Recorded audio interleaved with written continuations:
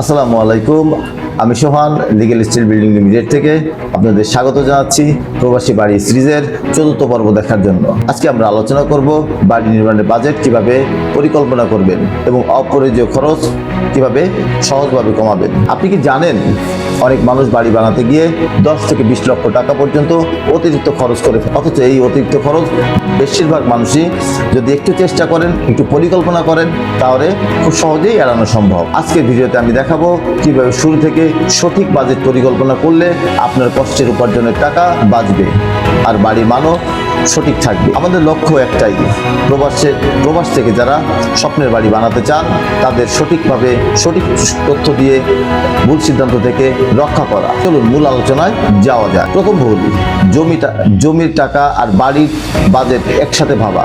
অনেকে ভাবেন আমার কাছে 80 লক্ষ টাকা আছে, তাহলে 80 লাখ টাকা দিয়েই বাড়ি হয়ে যাবে, কিন্তু বাস্তবে বিষয়টা এমন নয়। জমির দাম, রেজিস্ট্রেশন, ডিজাইন, অনুমোদন, সয়েল টেস্ট, নির্মাণ সব মিলে আলাদা আলাদা খরচ হয়ে থাকে। তাই প্রথমেই পুরো বাজেট লিখে পরিকল্পনা করুন।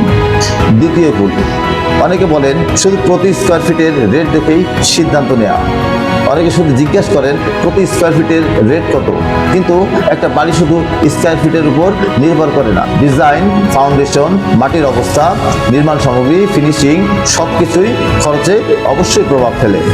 তাই শুধু কম রেট নয়, কি কি কাজ আছে সেই রেটের মধ্যে সেটাও আপনি বুঝে নিন। তৃতীয় ভুল, শুরুতেই সব টাকা শেষ করে ফেলা। বাড়ি নির্মাণের ধাপে ধাপে হয়। ফাউন্ডেশন, স্ট্রাকচার, ছাদ, ইটের কাজ, প্লাস্টার, ইলেকট্রিক, প্লাম্বিং, ফিনিশিং এগুলো ধাপে ধাপে হয়। তাই আপনার বাজেটটাও আপনি ধাপে ধাপে করেন। কোথায় এবং কখন টাকা বাঁচাতে যাবেন না, এই বিষয়গুলো কখনোই কম্প্রোমাইজ করবেন না।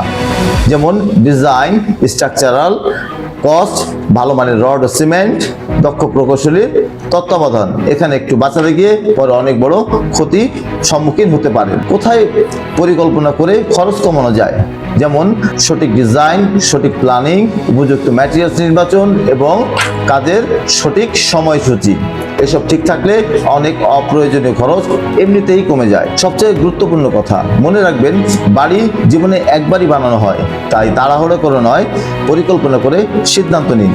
ভালো পরিকল্পনা শুধু টাকা বাঁচায় না, আপনার ভবিষ্যতও নিরাপদ করে। কম খরচে বাড়ি নয়, সঠিক পরিকল্পনায় সেরা বাড়ি বানান।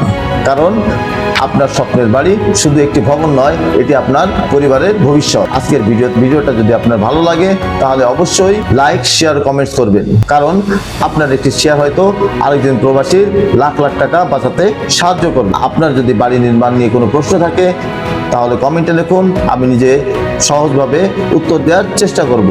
আল্লাহ হাফেজ।